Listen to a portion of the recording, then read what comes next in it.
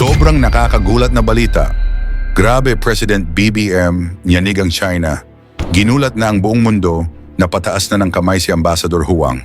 Ayon sa nakalap nating impormasyon, nagimbal na ang Ambassador, nagulat tinuro na ng Senado si Huang Xilian. Bistado na ni Senator Francis Tolentino, siya nagbabayad sa mga Pilipino para atakehin si PBBM sa social media. Grabe si President BBM, yanig ang China.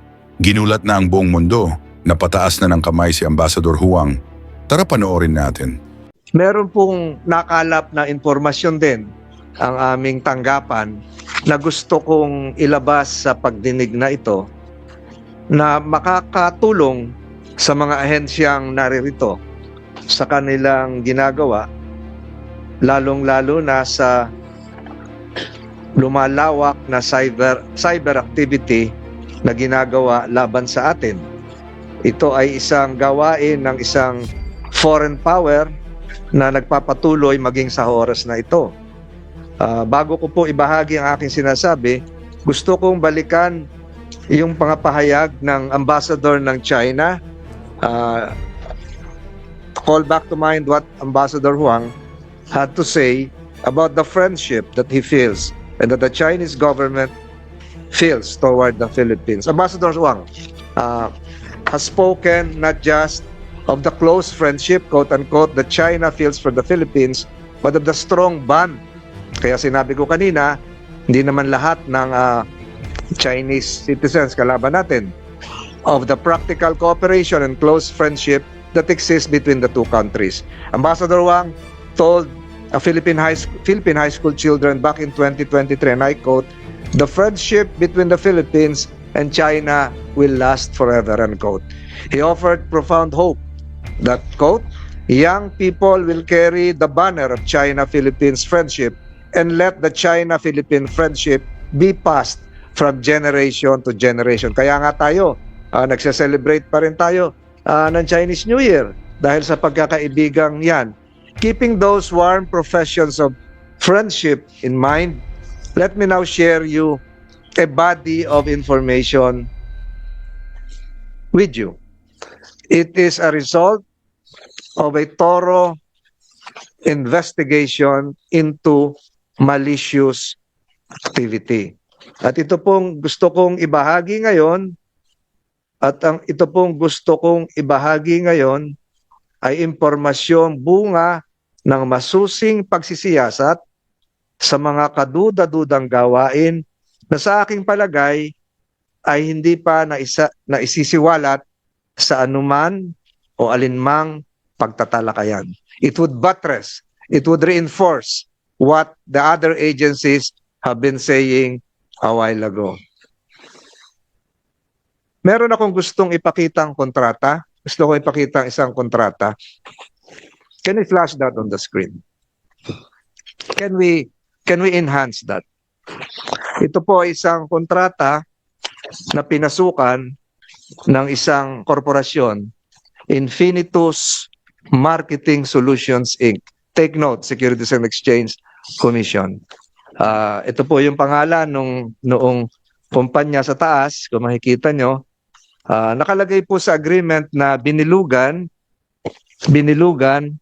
this contract made and entered into August 2023 in the city of Makati by Philippines, by and between the Embassy of the People's Republic of China in the Republic of the Philippines, represented by the Director of Media and Public Relations, Chinese Embassy, Mr. Wu Qingqi, with office address at 4896 Antonio Arnaiz Avenue, Makati, Metro Manila, hereinafter referred to as client, and Infinitus Marketing Solutions Inc., represented by Micah Pointon, Marketing Director with business address, nandiyan naman po, Valero, Makati, as the provider. Makikita po natin dito, merong isang service agreement. Siguro magbubukas kaisipan din ito sa ating mga security agencies na nakakapasok din sa service agreement ang isang embahada patungkol sa isang trabaho. At ang trabaho po rito ay siguro papakita ko to mamaya. Siguro, can we go to the next slide? Can we go to the next slide? Ayan. Ang trabaho po, babayaran ng kliyente, nakalagay po doon, payable to Infinitus Marketing Solutions, bank deposit, magta-transfer, magbabayad po. Ang kliyente po ang People's Republic of China, babayaran nila, zoom muna, paliitin mo muna. Ayan, babayaran nila through a bank transfer sa Union Bank, account number, blah, blah, blah. Nakita niyo po yung account number dito. Meron silang agreement. Ang trabaho ng Infinitus is to provide keyboard warriors. Keyboard warriors. Ano po ang ibig sabihin ng keyboard warriors? To play a vital role in the overall effectiveness of the management project. So may mga salary dito, may increase, depende siguro ito sa nakalagay diyan, no? We aim to acknowledge their hard work, dedication, and continuous commitment to delivering exceptional results. So, loyalty was mentioned. Malamang-lamang itong keyboard warriors ay mga kababayan natin, mga Pilipino. Kasi ito yung tinatanong ko kanina, hindi lahat nakabase sa China. So, ito po ay nagtatrabaho sa Pilipinas. Nakita na natin yung address kanina sa Makati rin. So, nagpo-provide sila ng services. Yun ang pinasukan ng China, People's Republic of China, through their embassy, sa isang korporasyon sa Pilipinas. At yan yung gusto kong saliksikin ng Securities and Exchange Commission. Kasi ang daling mag-register sa inyo, ang daling mag-incorporate, kahit online, may incorporate, pero hindi naman natin alam kung ano yung ginagawa. Keyboard warriors. Can we go to the next page? Next slide, please.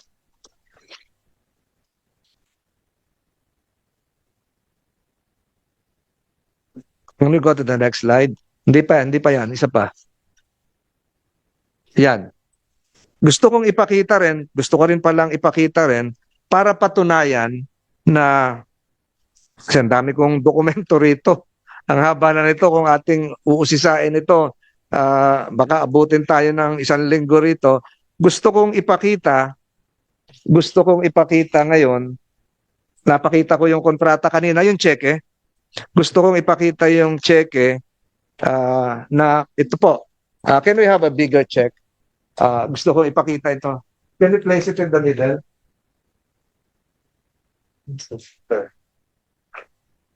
So makikita nyo ito. Makikita nyo po ito na nagbayad ang embassy ng China sa Infinitus Marketing Solutions ng 930,000 pesos. Ang bangko, Bank of China for the activities mentioned in the contract, in the service contract. So ito ay nagpapatunay na itong checking ito dated 2023 ay for services rendered doon sa contract ng Infinitus, which is a Filipino registered organized corporation. So ito ay nagpapatunay na China mismo ang nagbabayad. At ang mga nag-ooperate, siguro hindi naman nila alam na yun yung gagawin nilang trabaho. Ito na yung pinag-uusapan natin kanina.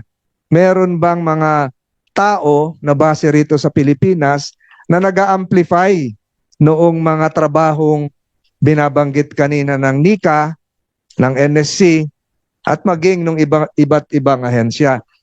Mamaya po, ipapakita ko kung anong scope ng trabaho sa pinagbayarang ito. Para malaman din natin at ng ating mga kababayan na hindi ito simpleng kontrata. Ito pong kontrata at kabayarang ito ay pagyurak sa dignidad ng mga Pilipino. Pagyapak sa dignidad ng Pilipinas. Lahat po ng lumalabas ngayon, karamihan, yung akala natin ay viral yung akala natin ay pinag-uusapan talaga, ay base pala sa mga ganito. Ang nagbayad ay China para atakihin ang maraming personalidad. At nabanggit ni ADG Malaya kanina, ay baka kasama rin ako doon. Kaya pala, lagi akong pag mag-o-open ng Facebook, nababash na rin ako. Kahit wala akong kinalaman doon. Hindi po kasalanan noong mga kababayan natin siguro na nagtatrabaho doon kung ano yung ginagawa nila. Wala naman silang intensyong sirain ang presidente ng Pilipinas, ang miyembro ng Senado, ng Kongreso, ng Hudikatura, at lahat na. At kung ano po yung iutos sa kanila, yun po ay base doon sa kontratang pinakita ko. Can we show the contract again, the first page? Ayun. So, can you enhance that? So, si Infinitus ay tumutupad lamang sa kontrata. Can we have the second page? Can we have the next page? The next page, please. At meron pong keyboard warriors. Siguro, yung mga kababayan natin doon ang naging keyboard warriors. Hanggang ngayon, ongoing pa ho ito. Hindi lang ito doon sa Infinitus. Marami pa ho yan. Marami pa ho yan. Isang folder po yung dala ko. Marami pa ho yan. Hindi lang yan ang akala natin ay yun ang tunay na sentimiento ng mga nagpo-post at nagre-react. Subalit, ito pala nagpapatunay na binayaran. Binayaran ng People's Republic of China para sirain hindi lang ang kredibilidad ng isang tao o namumuno kung hindi ng ating bansa. Pwede mo nating itabi ito at magsasalita ako doon.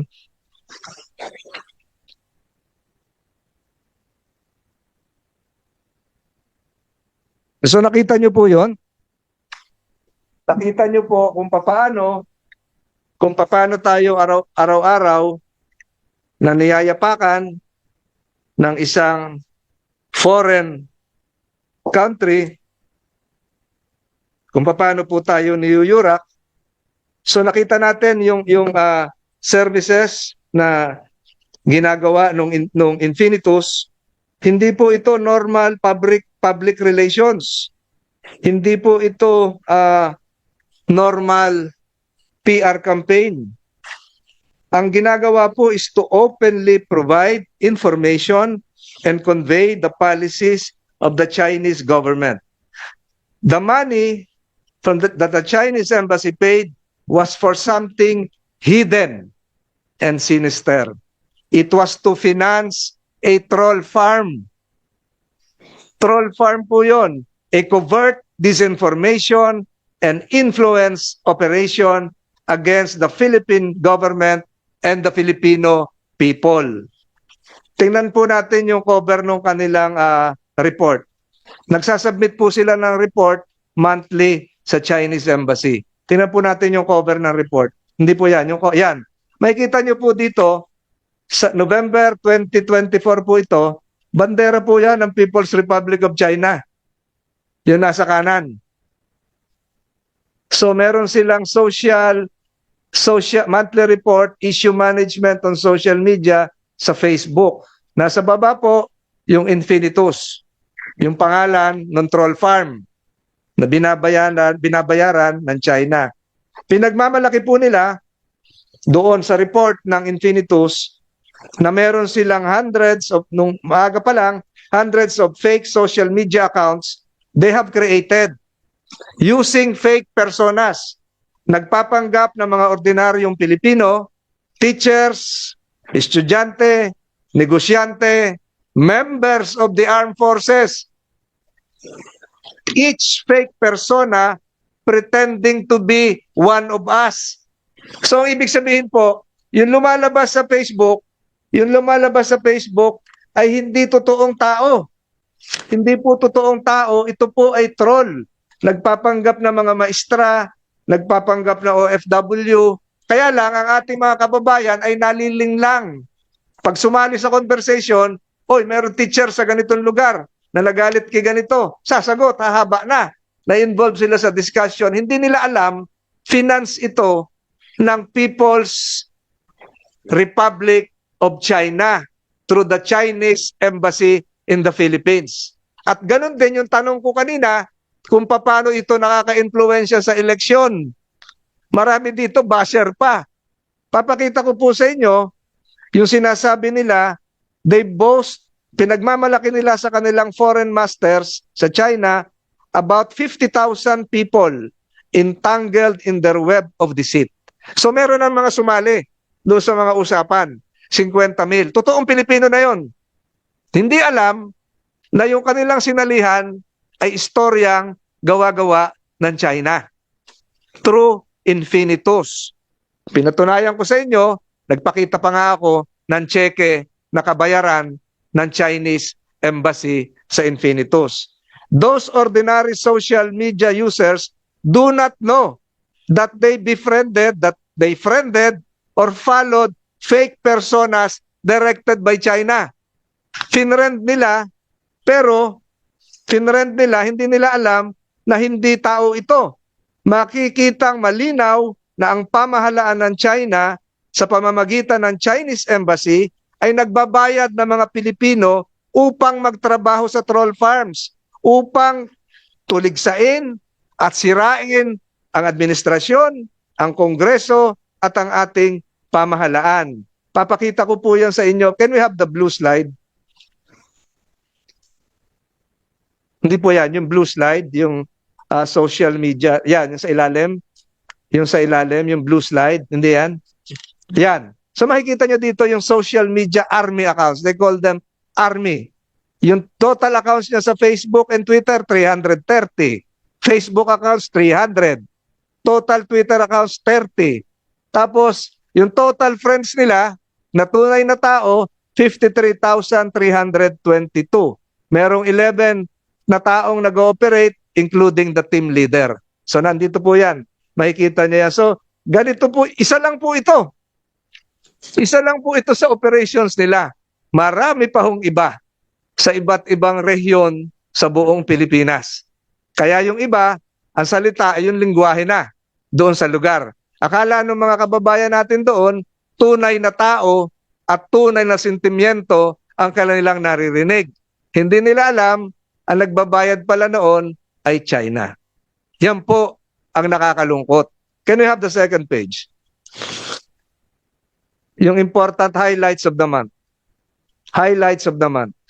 Highlights of the month. Medyo maliit ito. Ito po yung mga comment nila. Highlights of the month. Ayan. Ito po yung report nila. Army propagated a special video explainer about the cons of the Typhoon missile system of the US being deployed in the Philippines. Army spread excerpts from the blog of Hosea Moonlight officials about the dangers of Bongbong Marcos regime in the Philippines and the history of its dictatorship family. Number 3, team shared controversial article published in the CNBC media about the world's auto giant makers need to partner with Chinese makers to survive in the global market because of its dominant stature. Siguro ito, bunga na rin ng tariff war ngayon between China and the United States. Ito pang-apat, team also did massive comment operations on the FB pages of Surigao Congressman Robert Ace Barbers because of his negative statements about China regarding the issue in the South China Sea. Ito si Ace Barbers, muntik na magkasakit dito. Hindi na niya masagot siguro yung kung saan ang gagaling. Pero yung attack sa kanya, local dialect. Ganon ka prevalent itong nangyayari. Can we have the next page? Ito po yung mga response. Can we enlarge this? Can we enlarge this? Ayan, makikita nyo yung mga blue. Ayan. China. Ayan, kinukongratulate nila. Ito.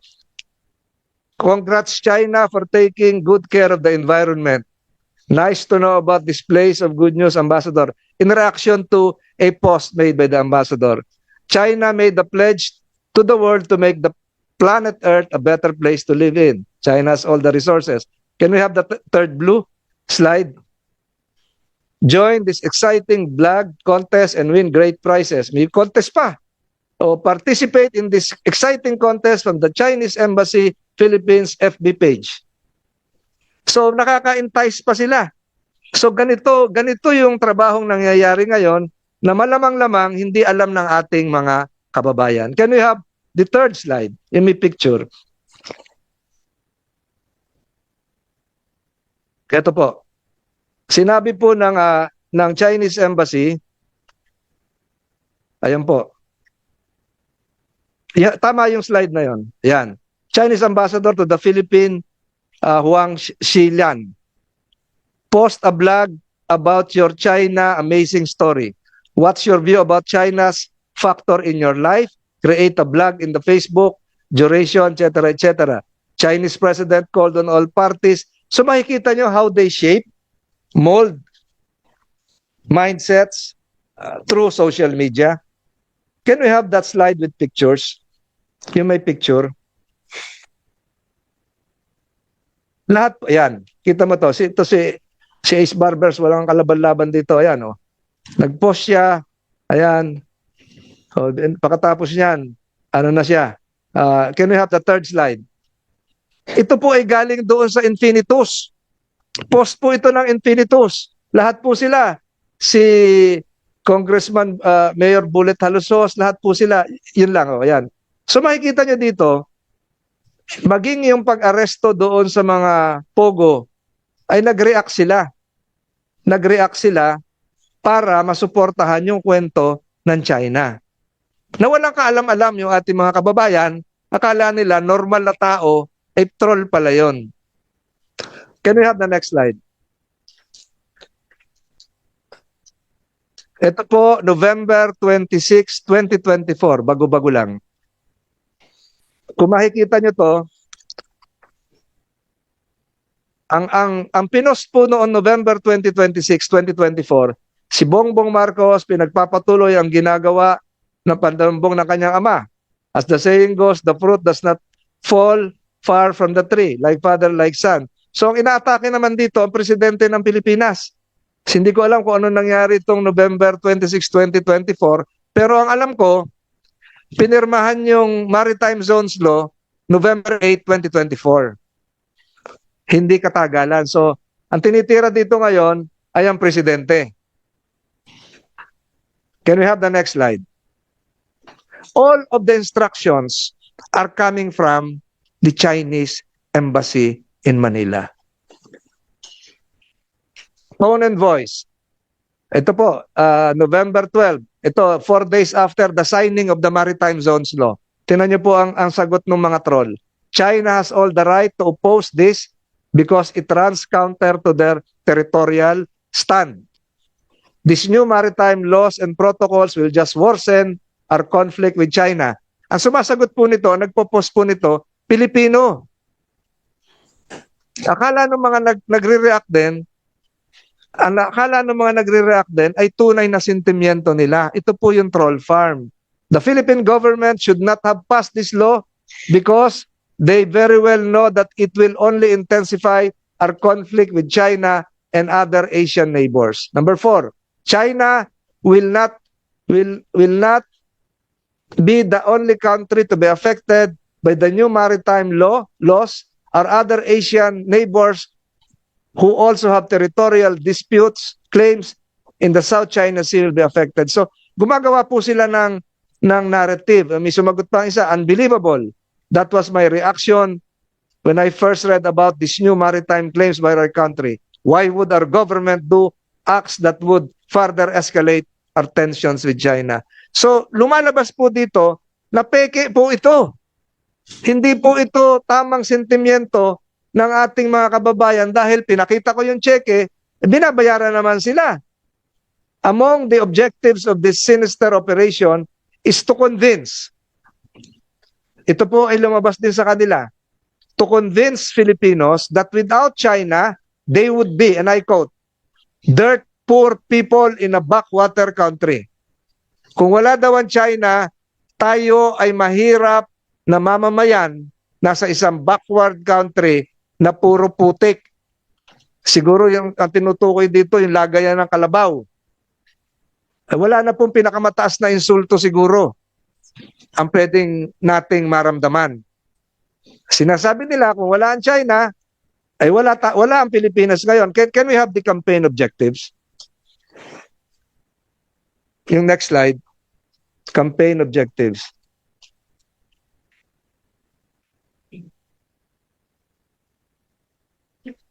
Campaign objectives. Wala? I have it here. So ang nakalagay po doon,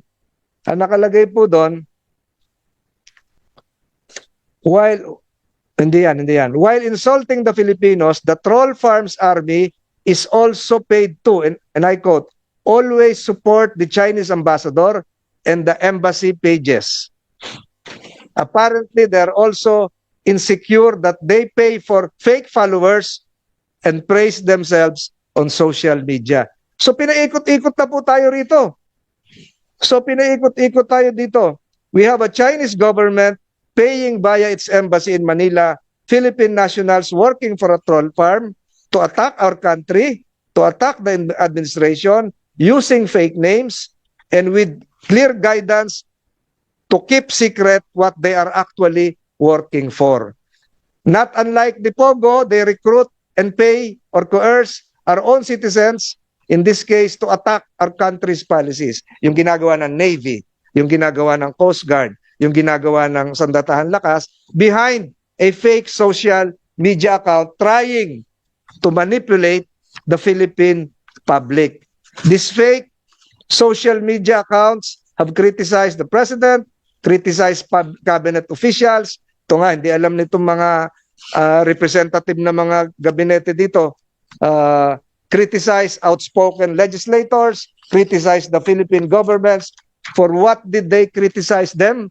Ano po yung bakit tayo kinikriticize? For having the nerve to stand up in defense of the West Philippine Sea. For having the nerve not to allow our own seas to be taken by force. Doon po sila nagalit. Doon po sila nag-aalma. Ayaw nila na mapabalik ng buong buo na hindi naman nila nakukuha pa ang West Philippine Sea sa Pilipinas. Itong nangyayari pong ito is an outrageous behavior. It is a violation of every international norm. Sayang, wala dito ang Department of Foreign Affairs. It is certainly not the way that friends treat friends. And it is a mockery of the Chinese embassy's talk of friendship. Hindi tayo dapat magbulag-bulagan at isang tabi ang ating mga natuklasan. Kahit itanggi ng China ito, malinaw na ang nakita natin ngayon, ang nakita natin kahapon ay hindi isolated events. Nakakasiguro tayo na hindi pa tapos ang China sa pagmamanman nila na ginagawa sa ating bansa. Ngunit salamat sa matatapang na sundalo, sa Navy, sa Coast Guard, at iba pang mga ahensya na nagtatanggol sa ating seguridad at kasarinlan. Sa mga tahimik na nagtatrabaho upang hindi lamang tayo basta sukulin ng China at patahimikin sa isang tabi. But the question is, why do they instruct their trolls to criticize the Philippines' effort to defend itself? The answer is simple and obvious. China does not want the Philippines to have the means to defend its territory and sovereignty. Ayaw nila. Ayaw nga nilang magtuloy yung ating ROTC. Ayaw lahat nila yan. They manufacture fake social media content against the Philippine government's policy, pretending to be motivated about concerns about peace in the region. They do this, as we saw yesterday, yung pinakita ng Navy at ng NBI. At the same time, they undertake against the Philippines a massive campaign of targeted espionage.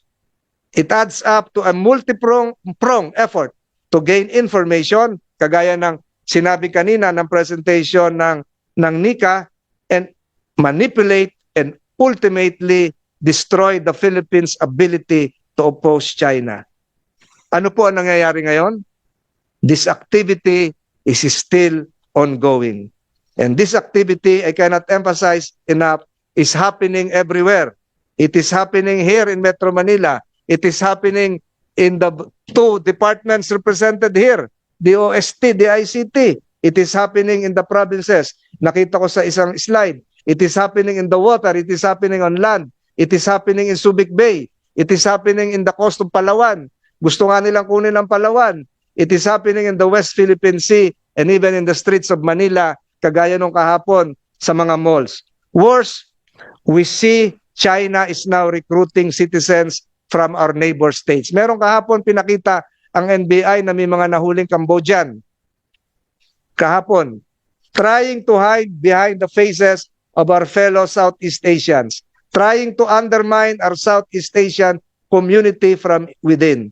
China has every interest in keeping us and our brothers in this region isolated and divided. There can be little doubt that what is going on and what we are now uncovering, it is also doing to other countries in the region. Maliwanag po ito na hindi dapat tayo magbulag-bulagan. Maliwanag po ito na dapat we cannot close our ears and eyes and isolate ourselves that this will be okay. Mawawala na po ito, that no real damage has been done. The NICA has presented a while ago an economic estimate as of the damage already inflicted.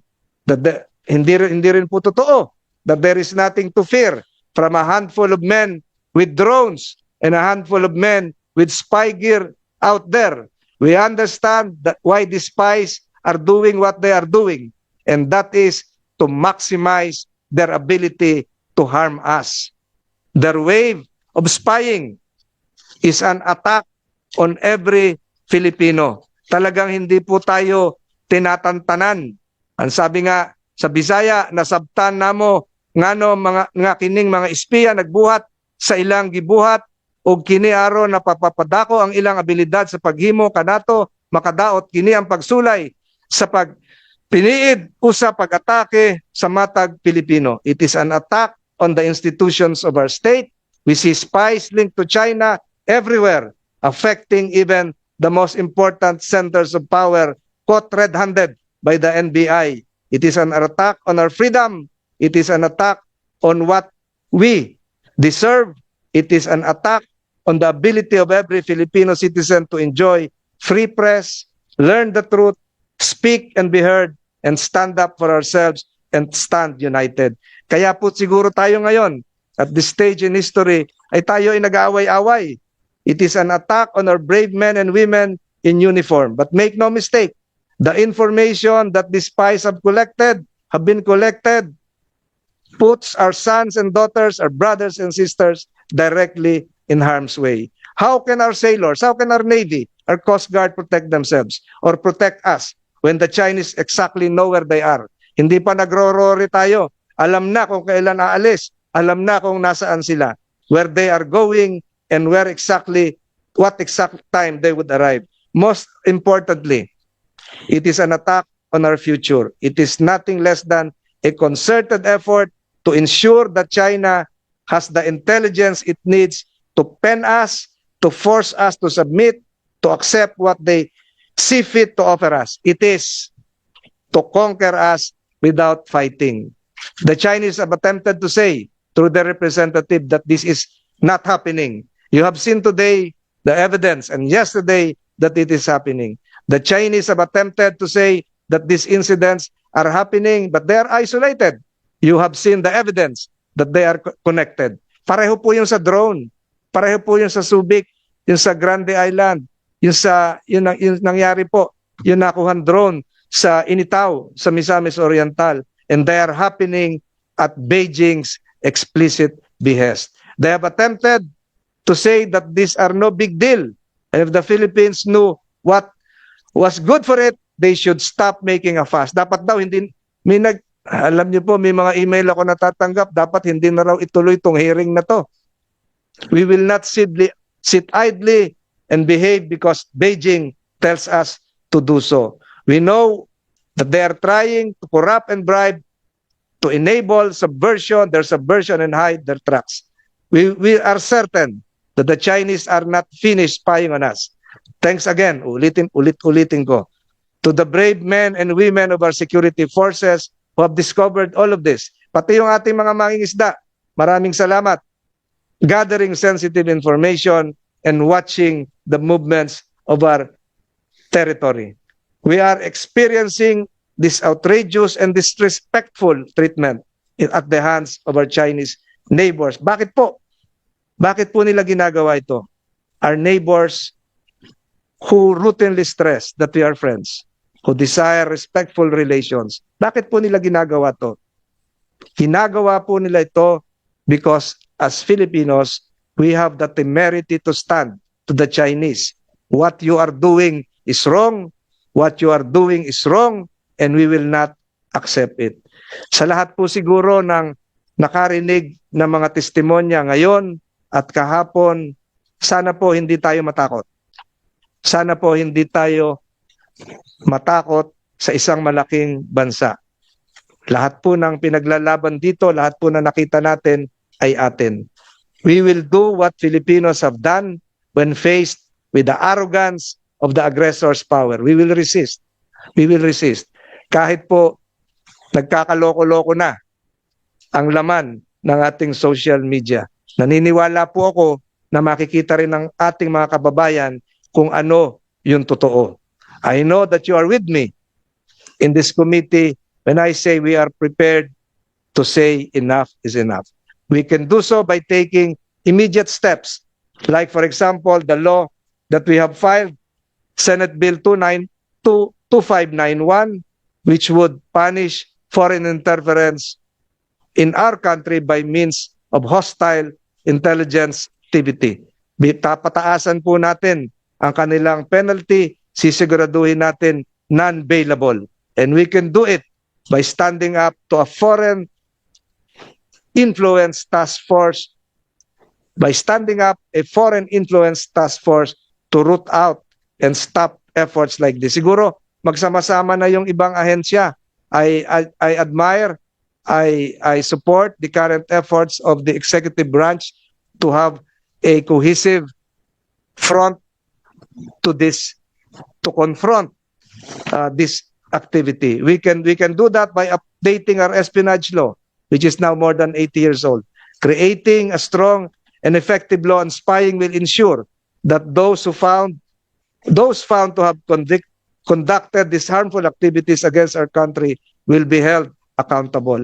Maraming salamat po sa ating mga security and investigative agencies. By taking all these steps, hindi naman po tayo siguro magpapasuntok na lang. Perhaps more importantly, we will be showing China and the world that the Philippines is not quietly submitting to China's coercion and abuse. We are instead raising our voices in unison to defend the fundamental dignity of our people. We are raising our arms in defiance to those who seek to deny our dignity, to claim our lands and seas, and to rob us of our future. Paglaban po natin ang Pilipinas. Ako po ay nagpapasalamat sa lahat ng ahensyang naririto. Sana po hindi magtapos sa hearing na ito ang ating gawain. Patuloy po natin ipaglalaban ang ating soberenya. Maraming salamat sa Philippine Navy. Maraming salamat sa Coast Guard. Maraming salamat sa National Security Council, to the men and women in uniform, including the Philippine National Police Maritime Group, to the NICA, to the other government agencies, including the NBI. Salamat po. Let us continue to confront this crisis. And I'm sure we will win. Ngayon, ikaw bilang Pilipino, ano ang masasabi mo at reaksyon sa balitang ito? Mag-iwan ka ng komento sa ibaba at atin pong babasahin isa-isa.